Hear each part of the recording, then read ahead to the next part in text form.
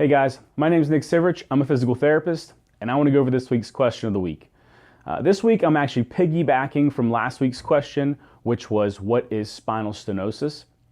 And what I want to do today is just kind of give you 3 simple things that you can do in order to try and decrease a little bit of those symptoms. So I'll go over them with you, and then if you have any questions, you can always comment in the video or down below. But the first one I'm going to have you do is a single knee to chest exercise.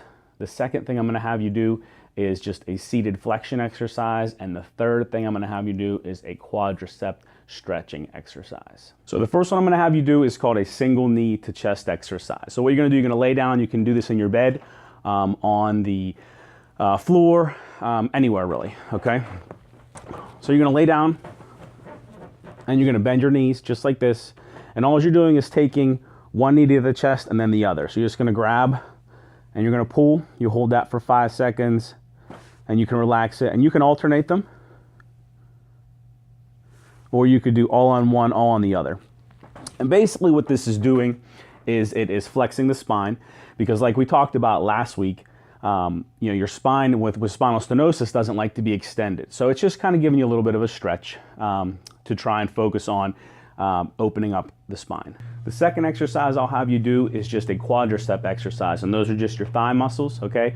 You can do this standing. That's usually the best way that I can teach it, but a lot of times people will do this on their stomach, trying to pull, strapping something around their ankle and pulling it. But basically you just kind of stand here, grab your foot, you want to push your